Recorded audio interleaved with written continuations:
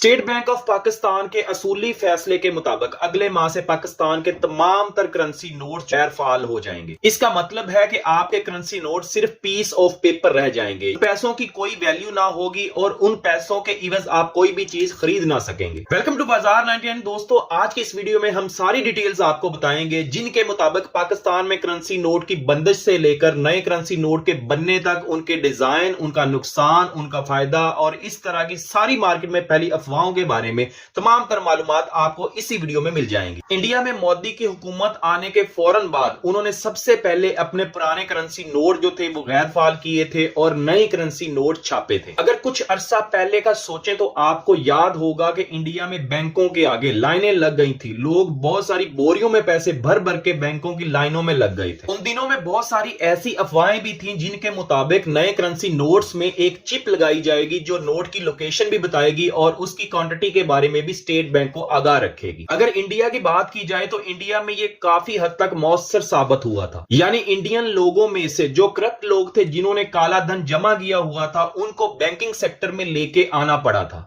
अब हम मौजूदा सूरत हाल के मुताबिक आपको बताएंगे कि इनके नुकसान क्या हैं और इनके फवायद क्या हैं। सबसे पहले ये समझने की कोशिश करते हैं कि स्टेट बैंक को ऐसा करने की क्या जरूरत पेश आई। यानी पुराने नोटों को गैर फाल करने में और नए नोट्स जारी करने में गवर्नमेंट का बहुत सारा पैसा जाया होगा। बात दरअसल ये है कि बहुत सारे लोग जो करप्शन करते हैं या जिनके पास काला धन है या जो सही तरीके से कमाई करते हैं लेकिन गवर्नमेंट ऑफ पाकिस्तान को अपनी कमाई के बारे में कम बताते हैं, टैक्सेस से बचने के लिए और इस तरह की मराहत लेने के लिए वो अपने एसेट्स मुकम्मल तौर पर शो नहीं करते। ऐसे लोगों की वजह से मईशत पर बुरा असर पड़ता है और पाकिस्तान के एसेट्स कम शो होते हैं। नए नोट्स के जारी करने का मकसद सिर्फ और सिर्फ यही है कि घरों में पड़ा काला धन या जो स्टॉक किया हुआ पैसा है वो बैंकिंग सेक्टर में आए, वो बैंक नेट में आए, ताकि गवर्नमेंट को पता चले कि कौन से बंदे के पास कितनी मालियत के नोट्स हैं, कौन सा बंदा कितनी क्वांटिटी में वेल्थ रखता है। इन सारी चीजों की डिटेल हासिल करके मईशत को बेहतर किया जा सके और लोगों को टैक्स नेट में लेके आया जा सके। अब ऐसे में एक आम आदमी क्या कर सकता है? एक आम आदमी के लिए हमारा मशवरा क्या है, हमारी रिकमेंडेशन क्या है? सबसे पहले तो आपने घबराना नहीं है और किसी किस्म की परेशानी नहीं लेनी। यानी 5-10 लाख या 15 लाख की जो अमाउंट है इसके बारे में किसी किस्म की कोई रोक टोक नहीं होगी, कोई पूछताछ नहीं होगी और आपको किसी किस्म का कोई भी मनी ट्रेल नहीं देनी पड़ेगी। हाल बत्ता लाइनों में लगने की बजाय आपको चाहिए कि अभी से ही अपने पैसे अपने बैंक अकाउंट में जमा करवा लें या उसको किसी और चीज में कन्वर्ट करें ताकि एक माह बाद जब स्टेट बैंक अपने नए नोट जारी करेगा तो आपको अपने पुराने नोट चेंज करवाने के लिए बैंकों की लंबी लाइनों में ना लगना पड़े। आखिर में बात करेंगे नोट्स पर लगने वाली कंप्यूटर चिप के बारे में। हमारे बहुत सारे व्यूअर्स को याद होगा कि नोटों में चिप लगने की जो अफवाहें थी ये बहुत ज्यादा गर्दिश कर रही थी इंडिया में, लेकिन बाद में गवर्नमेंट को क्लैरिटी देनी पड़ी कि हम नोट्स में किसी किस्म की कोई भी चिप नहीं लगा रहे। अगर टेक्निकल बुनियादों पर देखा जाए तो चिप लगना नामुमकिन है। पाकिस्तान जैसे मुल्क में पहले ही बहुत ज्यादा एनर्जी क्राइसिस है तो पाकिस्तान जैसे मुल्क में करेंसी नोट्स में चिप फिट करना अप्रोक्सीमेटली नामुमकिन है। आने वाले दिनों में हो सकता है आपको बहुत सारी अफवाहें सुनने को मिले, रैंडमली बहुत सारे करेंसी नोट्स मार्केट में सर्कुलेट होते नजर आए। ऐसा भी मुमकिन है कि बहुत सारे नौसरबाज जाली नोट्स आपको थमाने की कोशिश करें या कोई धोखेबाज ग्रुप आपको नए नोट्स का कह के पुराने नोट्स के इवेज सस्ते में कोई नोट्स देना चाहे। तो इन सारे मामलात में आपने होशियार रहना है, आपने हाजिर दिमागी से काम करना है क्योंकि स्टेट बैंक पहले नए नोट्स छापेगा, छापने के बाद आपको डेट्स देगा,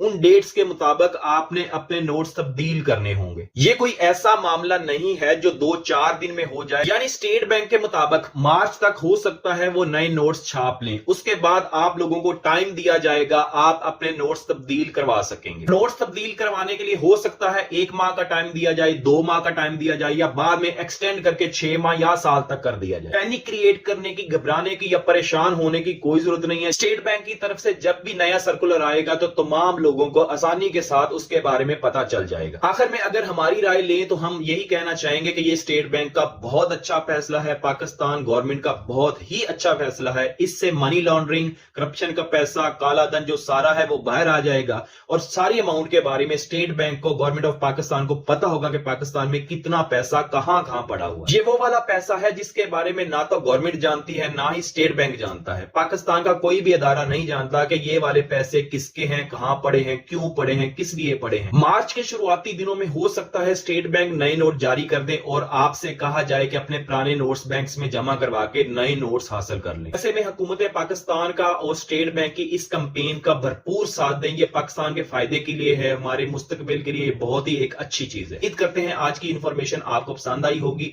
अगर ये वीडियो पसंद आई तो इसको लाइक कीजिए, अपने दोस्तों के साथ शेयर कीजिए। अगर इस चैनल पे नए हैं तो इस चैनल को सब्सक्राइब कीजिए। अगर इसको फेसबुक पे देख रहे हैं तो हमारे पेज को फॉलो कीजिए। अगर टिकटॉक पे देख रहे हैं तो हमारी आईडी को फॉलो कीजिए। मिलते हैं अगली वीडियो में, तब तक के लिए गुड बाय।